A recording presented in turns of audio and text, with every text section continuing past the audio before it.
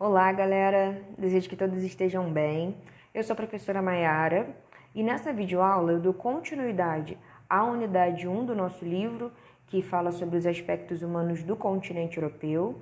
Nós já tivemos uma aula anterior no qual eu abordei alguns assuntos relacionados à formação étnica e à estrutura populacional do continente europeu. Falamos um pouco sobre alguns indicadores, alguns indicadores demográficos, como densidade demográfica, crescimento, taxa de natalidade, crescimento vegetativo.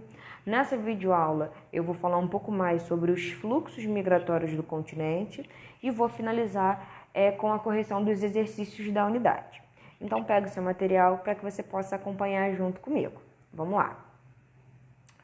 Bom, começando a falar sobre os fluxos migratórios, tá? O continente europeu ele vai se destacar como um dos principais fluxos migratórios mundiais. Quando vocês estavam no 8º ano, vocês viram sobre os principais fluxos migratórios europeus, africanos e asiáticos. Tá? A população europeia, historicamente, ela compõe o grupo dos principais fluxos migratórios mundiais. Durante o século XIX, diversos problemas, tanto os políticos quanto sociais, envolvimentos em guerras, vão fazer com que se estabeleça um fluxo repulsivo populacional na Europa. Porque não vai ser mais atrativo, vai ter um problema econômico, vai ter conflito político, vai ter guerra, conflito social. Não vai ser agradável estar na Europa. Então, o fluxo de repulsão, fazer com que as pessoas queiram sair da Europa, vai ser bem intenso durante o século XIX. Tá?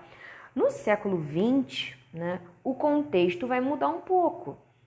A Europa vai se tornar já um ponto atrativo, ela vai passar a atrair a população de diversos países,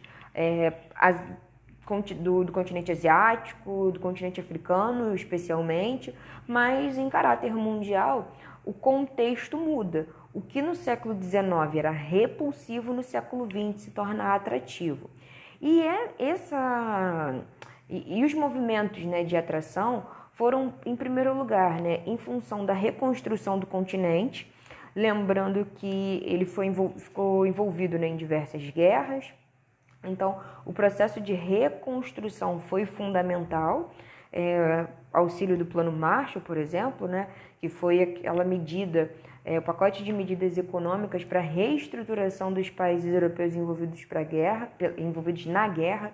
Então, isso influenciou muito.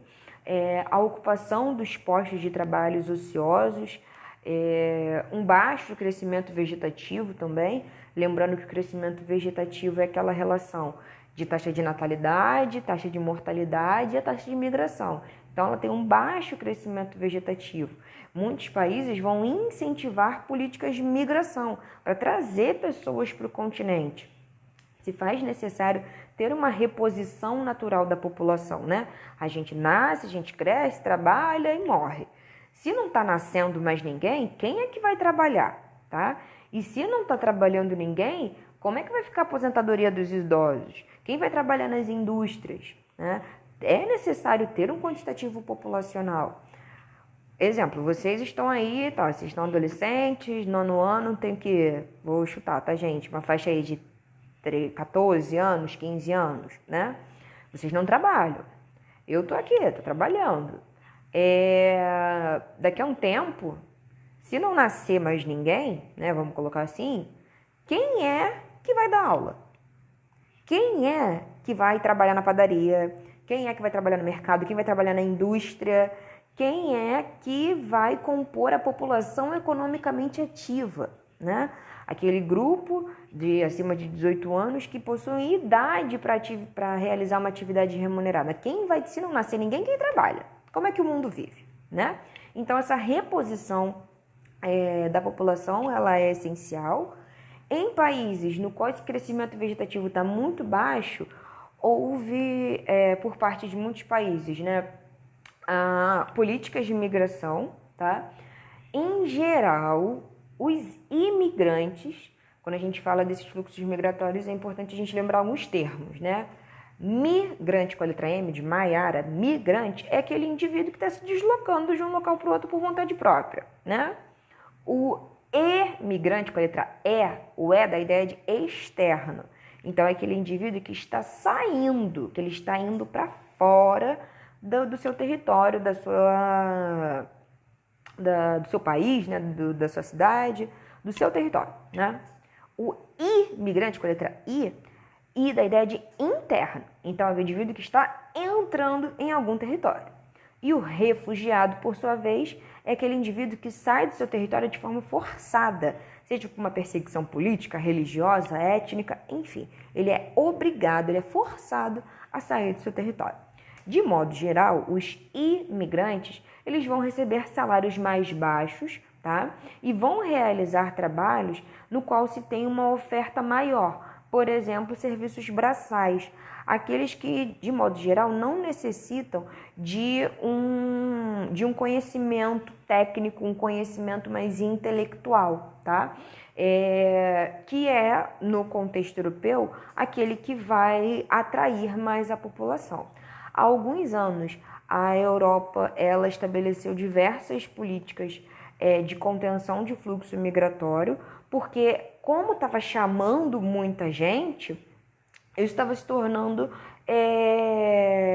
um problema em alguns pontos, tá?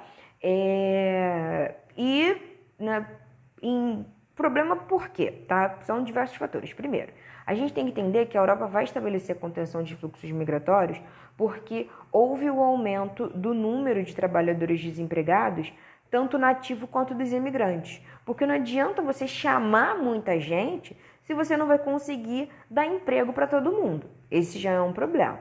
Se você já não consegue dar emprego, né, tem trabalho para quem é nativo, como é que você vai dar emprego para quem ainda está vindo de outro país, né? E isso, consequentemente, gerou, né, e ainda gera hoje, diversos problemas sociais, tá? Esses problemas sociais, eles vão se agravar, consequentemente, com a globalização. A globalização ela vai facilitar muito a entrada de diversas empresas europeias em outros países. E o que acontece? Se uma empresa, se uma indústria está num país e ela não está conseguindo ter vantagem ali, não está conseguindo crescer, ela vai para outros países. E por que ela vai para outros países? Exemplo clássico. O processo de globalização fez com que diversas empresas europeias fossem para a Ásia, porque a Ásia ela vai oferecer, primeiro, que uma mão de obra extremamente abundante. Além de ser abundante, uma mão de obra barata. Além de uma mão de obra barata, incentivos governamentais. Você vai ficar onde? Você é dono de uma indústria, você vai ficar num país onde você está saturado de mão de obra, às vezes você pode estar saturado até mesmo de matéria-prima, tem custos com os seus empregados, ou você vai para um país onde você tem mão de obra abundante, você não vai pagar praticamente nada, porque não tem uma rigidez com leis trabalhistas, leis ambientais, então, nem se fala, é um ponto muito negativo, mas é verdade. Então, o número de empresas europeias que vão, por exemplo, para a Ásia, vai ser muito grande. Exemplo clássico disso, os tigres asiáticos. Aquele grupo de países que tiveram um processo de desenvolvimento industrial extremamente rápido, Hong Kong, Singapura. Por que isso aconteceu? Diversas empresas europeias se instalaram nesses países, como as condições sociais não eram nada favoráveis para a população, eram favoráveis para as indústrias. Então, eles vão ter esse incentivo, né, para instalar lá. O caso dos tigres asiáticos, posteriormente, vai existir um desenvolvimento, um incentivo, né, educação, vai ter um incentivo tecnológico e depois eles vão conseguir atingir indicadores sociais mais elevados. O exemplo que não vai acontecer nos novos tigres asiáticos. Isso é um assunto que a gente vai ver um pouquinho mais pra frente, tá? Um outro problema. Quando a gente fala sobre... Deixa eu pular aqui, né? Quando a gente fala sobre... Quando a gente fala sobre globalização, a gente está falando de mundialização do capital, tá? Então, a gente também está falando de um processo de evolução industrial muito grande. Muitos países vão promover, né, em alguns pontos, esse incentivo à migração, só que outros países, o processo da imigração já vai ser muito ruim. Por quê? Qual é a mentalidade de algumas regiões? Eu tô no país X, tá? No meu país X, eu não tenho emprego. Eu não consigo uma qualificação profissional que eu desejo. Eu vejo um imigrante chegando no meu país e eu penso que ele vai roubar o meu emprego. Isso, infelizmente, gera o que a gente chama de xenofobia, que é aquela aversão ao estrangeiro.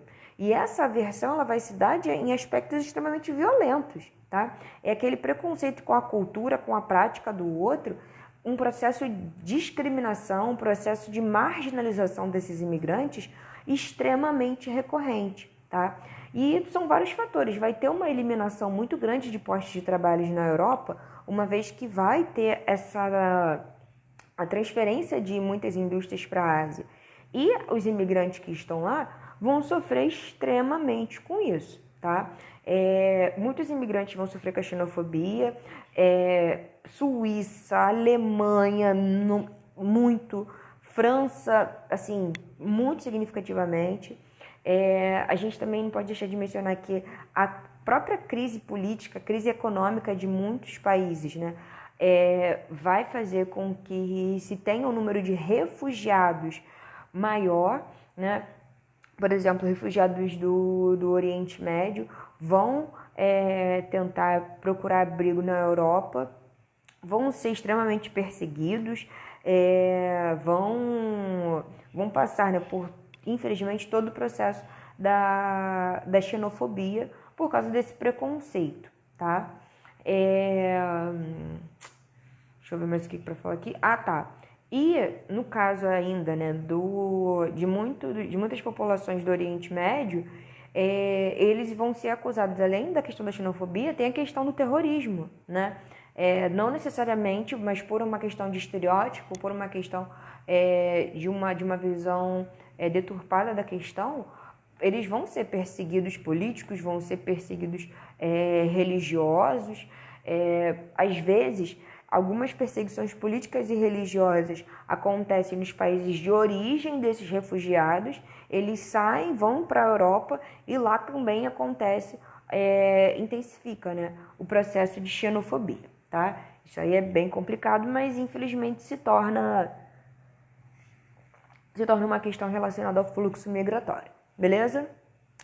Bom, falamos sobre os conteúdos. E agora é hora da gente colocar todo esse assunto em prática, tá?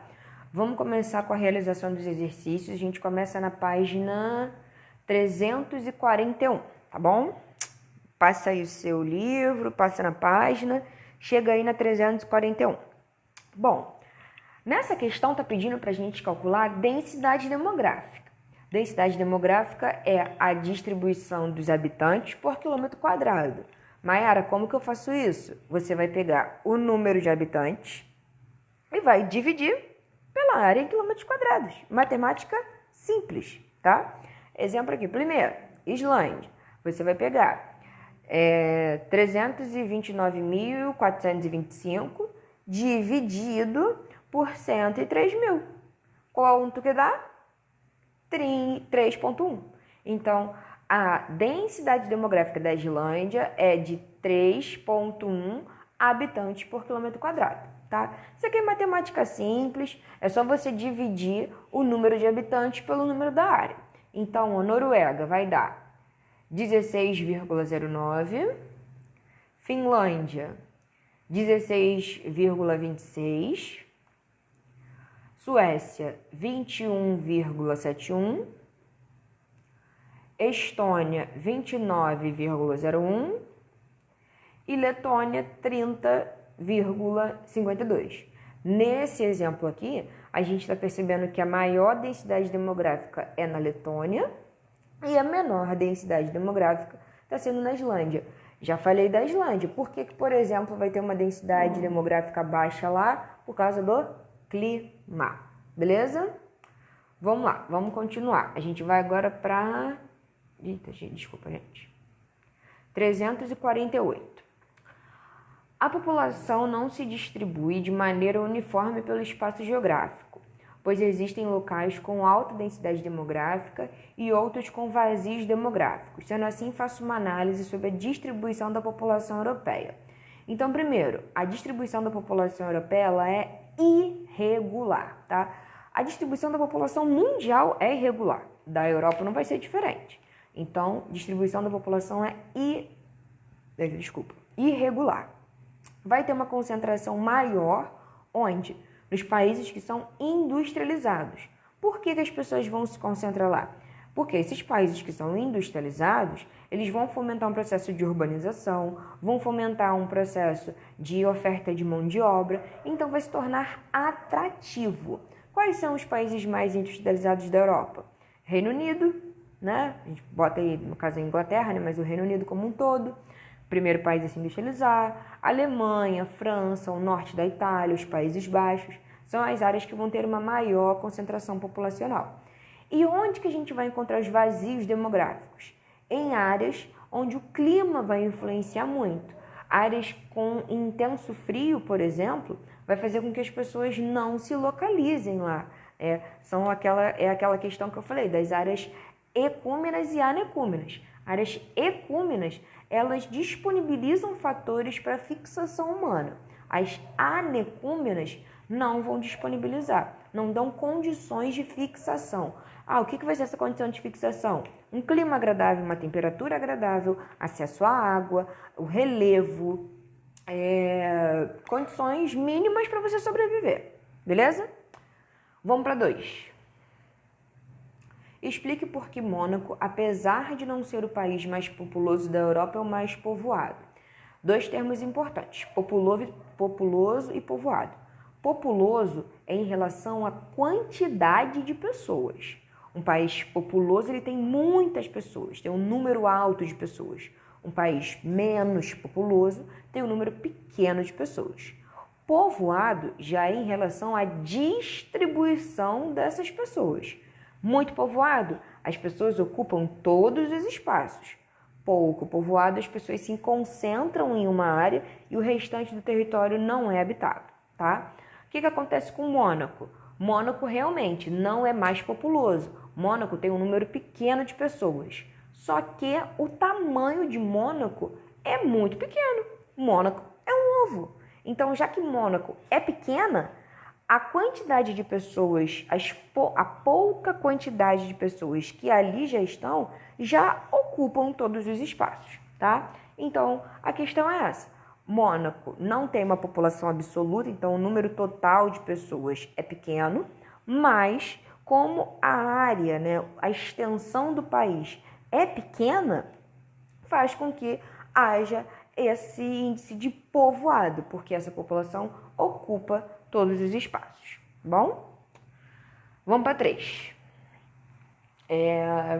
Quais são os motivos que ocasionam baixas taxas de natalidade nos países europeus? Taxa de natalidade é a relação de nascidos vivos em um grupo de 1.000 pessoas durante um ano. Eu quero saber por que estão nascendo menos pessoas. Primeiro fator que influencia muito, inserção da mulher no mercado de trabalho. A partir do momento que a mulher ela não fica somente realizando as tarefas de casa, ela vai para o mercado de trabalho, existe uma noção, né, em relação às responsabilidades, em relação às suas práticas, muito diferenciada, tá? A mulher vai ter, por exemplo, a partir dos anos 70, de forma mais efetiva, a utilização de métodos contraceptivos. Então, ela vai lá tomar o seu anticoncepcional para não engravidar. O planejamento familiar já vai ser um outro fator que também vai pegar bastante, né? O custo de vida. Gente, exemplo aí, Vocês comem, vocês consomem biscoito, Danone, roupa, sapato. O responsável paga material escolar, paga mensalidade, paga internet, paga luz. Não sei se tem casa um Netflix, um Amazon. Então, vocês gastam muito, né? Ter um filho hoje é um custo alto. Desde o bebezinho lá, que gasta fralda, gasta lenço umedecido, gasta comida, até a criança, o adolescente. Então, O custo de vida hoje, para você criar um filho, é muito alto. Faz com que as pessoas pensem, será que eu realmente tenho condições para isso? Será que eu realmente vou ter condições financeiras para custear a vida do meu filho? Eu dou o meu exemplo, gente. Graças a Deus, os meus pais conseguiram me dar uma ótima criação e conseguiram me proporcionar uma boa qualidade de vida, tá? Para os meus filhos, eu quero mesmo. Só que, se eu não tiver condições de custear a criação dos meus filhos, eu prefiro ter planta. Eu prefiro ter um pé de samambaia que não vai me dar os custos que às vezes uma criança vai ter. E isso é uma noção de planejamento, é você pensar na sua vida mesmo. Poxa, para que eu vou colocar uma criança no mundo se eu não vou conseguir dar uma boa condição? Para a criança passar necessidade, para a criança sofrer? Há muito tempo atrás, a mentalidade era outra, não se tinha esse pensamento, tá? Para vocês terem uma noção, há muito tempo atrás, a lógica era totalmente inversa. Você, no caso assim, né, as famílias faziam muitos filhos, quanto mais filhos você tivesse, quer dizer que mais pessoas trabalhariam, então a renda voltada para casa seria maior. Hoje em dia a gente sabe que não é assim, tá? O contexto muda, o pensamento muda, o que eu falo, hoje a mulher, nós conquistamos fatores no nosso processo de independência, né? Enquanto indivíduo, enquanto ser humano, enquanto voz ativa, muito forte. Por diversos períodos. Não, eu tô dando um exemplo, gente, porque a gente está aqui, né? Brasil, com a nossa mentalidade política e social. Existem países em que a gente sabe que a mulher não tem essa liberdade, tá? Mas, assim, hoje a mulher pode escolher, em alguns locais, se ela quer ou não ter filho.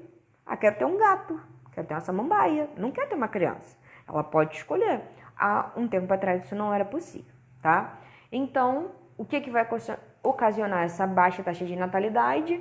Inserção da mulher no mercado de trabalho, utilização de métodos contraceptivos, elevado custo de vida. Gente, um fator também que influencia bastante em muitos países é o aspecto de segurança, tá? Como existem altos índices de criminalidade, altos índices de criminalidade de modo geral, né? Uma segurança afetada, a pessoa pensa 2 ou 3 vezes se vai querer colocar uma criança no mundo, porque o mundo está perigoso demais, tá? Então, são fatores de planejamento familiar que influenciam muito. Vamos lá. A 4, qual delas representa a Alemanha? Então, análise de pirâmide etária. Eu sei que a Alemanha é um país desenvolvido.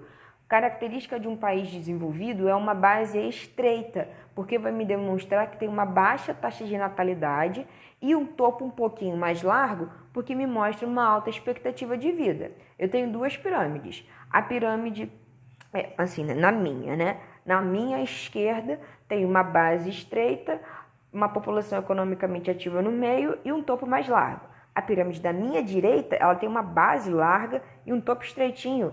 Base larga é alta taxa de natalidade. Topo estreito é baixa expectativa de vida. Isso é um exemplo de um país subdesenvolvido.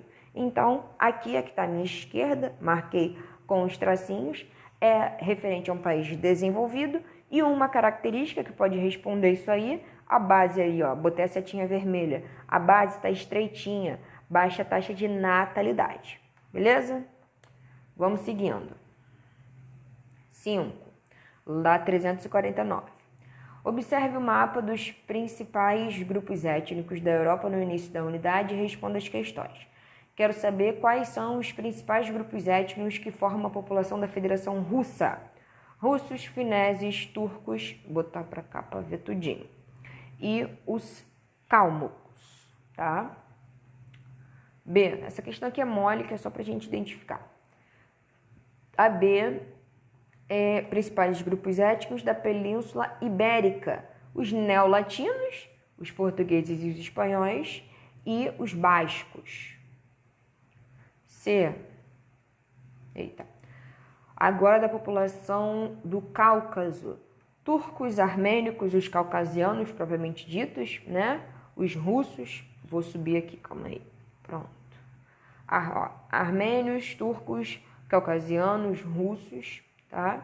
E aqui o livro ele faz uma análise interessante que bota assim, ó, relembrar com os alunos que o Cáucaso é uma formação montanhosa entre o Mar Cáspio e o Mar Negro. Então, é aquela relação que a gente pode pegar um aspecto físico, né, que consequentemente nessa região vai dar origem vai ser a área de localização de um grupo étnico, tá? Aí, agora número 1. Explique como a Revolução Industrial contribuiu para a urbanização do continente europeu. Gente, a Revolução Industrial, ela vai gerar emprego. As pessoas vão trabalhar nas fábricas, as pessoas vão trabalhar nas indústrias. E às vezes a população sai de uma área rural, vai para a área industrial que está se formando enquanto um centro urbano, e a pessoa não vai ficar indo e vindo, a pessoa vai sair mesmo lá do rural e vai trabalhar. Automaticamente ela vai se situar próximo à indústria e vai aumentar, na verdade, né? Vai expandir as cidades e vai promover toda uma reorganização urbana nas áreas com desenvolvimento industrial, tá? Então ela vai aumentar o emprego, automaticamente vai atrair as pessoas da zona rural, essas pessoas vão se situar na cidade, vai aumentar a cidade e aí eu vou ter um processo de urbanização mais efetivo. Urbanização é quando eu vou analisar a quantidade de pessoas no meio rural em relação ao meio urbano, tá? É a saída dessas pessoas para o meio urbano. Vamos para 2. Cite 2 consequências do baixo crescimento vegetativo na Europa. Então, baixo crescimento vegetativo é quando eu analiso taxa de natalidade, taxa de mortalidade e índices relacionados à migração. 2 exemplos clássicos. Se eu tenho um baixo crescimento vegetativo, pode estar acusando, primeiro, que poucas crianças estão nascendo, então eu tenho uma baixa taxa de natalidade, e um outro fator é que poucas pessoas estão morrendo. Se poucas pessoas estão morrendo, quer dizer que elas estão vivendo por mais tempo, quer dizer que a expectativa de vida está maior. Se as pessoas estão vivendo por mais tempo, eu tenho um número maior de idosos. Então, é um envelhecimento populacional, tá? Vamos para outra. 3. Como podemos notar, por meio da tabela de indicadores sociais e econômicos dos países europeus no item qualidade de vida, os da Europa Ocidental apresentam melhores condições de vida que os da Europa Oriental.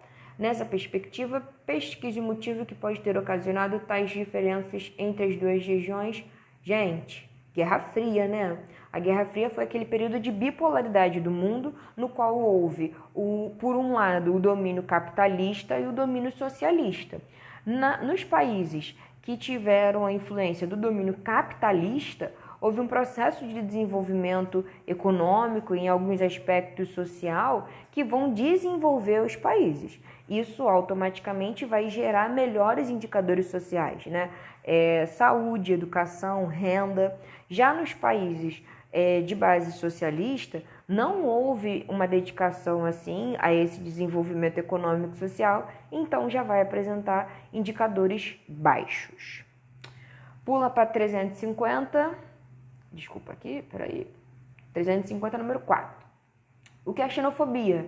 Xenofobia vai ser aquele preconceito, aquela aversão ao estrangeiro, tá? Aversão à cultura dele, a ele, o preconceito, né? Por ele ter práticas, ter hábitos muito diferentes daquela população, tá? É aquele preconceito, é aquela aversão ao estrangeiro. B. De acordo com o texto, explica o motivo do aumento do número de protestos xenofóbicos na Alemanha. Então, o texto ele vai estar falando que essa questão da xenofobia, os protestos de xenofobia, está diretamente relacionada à entrada dos refugiados na Alemanha. A partir do momento que os refugiados entram, isso vai aumentar. As pessoas vão se sentir ameaçadas por causa da presença deles, por pensar que vai roubar trabalho, que vão ocupar os empregos deles, então gera essa noção, tá? Por causa da entrada dos refugiados na Alemanha. 5. De acordo com a tabela dos dados econômicos, aqui também é muito parecido com aquela outra questão, é só identificação. País europeu que apresenta a menor expectativa de vida e qual que tem a maior. Então, menor é a Ucrânia, 71, maior é a Espanha, com 82,6, tá? B. Eu quero saber a maior e a menor renda per capita. Então, é só olhar na tabela. A maior renda per capita é na Noruega, a menor é na Ucrânia. E olha que a diferença é muito significativa, tá? De 74 mil para 2 mil. C. País que apresenta menor e maior IDH, tá? Menor vai ser a Bósnia e Herzegovina e maior é a Noruega. Lembrando que o IDH vai ser aquele indicador de desenvolvimento humano que tem como base saúde, educação e renda, e a nota vai de 0 a 1. Quanto mais próximo de 1, mais desenvolvido é. Melhor é o IDH, na verdade. E mais desenvolvido também, né? 351 quer saber as reflexões históricas e sociais. As reflexões históricas, sociais e espaciais sobre a distribuição do homem na Terra podem ser as mais diversas. Entre as causas de exploração demográfica, explosão, né? Letra A, revolução da higiene, que acompanhou a Revolução Industrial, principalmente a área da medicina e saneamento básico, aquela coisa que eu havia explicado para vocês, gente. Tinha pessoas que morriam por aspectos de higiene, falta de banho, sujeira no corpo, bactéria, micose, tudo relacionado à higiene, tá? O banho é uma questão de saúde, tomar banho, você lavar a sua pele, você tirar impurezas do seu corpo, é uma questão de saúde. Se a pessoa não toma banho, se ela não tem higiene, ela pode morrer por bactéria, por infecção, por micose, por tudo isso. Então, próxima. Tem a pirâmide etária, aqui é verdadeiro ou falso, tá? A pirâmide etária dos países subdesenvolvidos apresenta uma base larga, um topo estreito em virtude da baixa expectativa de vida? Verdadeiro. O estudo sobre pirâmide etária possibilita compreender, entre outros fatores, a dinâmica populacional e a economia de um país e a história recente? Claro, porque eu vou conseguir ver se eu tenho um número elevado de população economicamente ativa, vou conseguir ver se está nascendo muitas pessoas, se a expectativa de vida é alta, então é verdadeiro. O aumento da expectativa de vida da população, acompanhada da queda da taxa de natalidade e mortalidade, provoca mudanças na pirâmide etária? Com certeza, né? Porque se eu tenho uma maior taxa de natalidade, a base vai ser alta. Se eu tenho uma menor taxa de natalidade, a base vai ser baixa. Então, isso aí está certíssimo. D. O aumento da população economicamente ativa em relação aos inativos desequilibra a produção de riquezas e diminui o recolhimento de impostos. Não, né, gente? Porque se tem um aumento da população economicamente ativa, se tem mais pessoas trabalhando, obviamente eu vou aumentar o número de riquezas, né? Eu vou aumentar o número de impostos. Tem mais pessoas trabalhando, então essa é falsa. A última, letra E. Nos países subdesenvolvidos, a combinação entre baixa taxa de natalidade e aumento de expectativa de vida tem elevado ao progressivo envelhecimento da população. Falsíssima, porque se eu tenho uma alta expectativa de vida, mas se eu tenho uma baixa taxa de natalidade, eu não vou ter um progresso do envelhecimento. Tá falso. Então, aqui, o correto na combinação, né, de verdadeiro, verdadeiro, falso, falso, é a letra A. Para a gente fechar,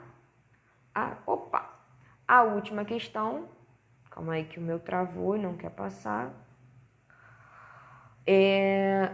Penúltima, né? Tem uma charge, essa charge está ironizando o aspecto do cálculo do desenvolvimento humano, do IDH, e o que ela está ironizando? Está fazendo uma relação, né? Uma crítica em relação a essa renda, porque a renda ela vai ser essa referência, né? A renda pela referência ao dia que o personagem que vão almoçar. Olha aí o tempo, né? Como que vai acontecer, como que vai se estabelecer o almoço, tá? E agora sim, a última. A queda da fertilidade em um país é responsável por novos arranjos sociais, e esses arranjos sociais, obviamente, vão estar relacionados à mudança na composição etária da população, tá? A idade, jovens, idosos e adultos, tá bom, galera? Eu encerro por aqui e a gente se encontra numa próxima. Até!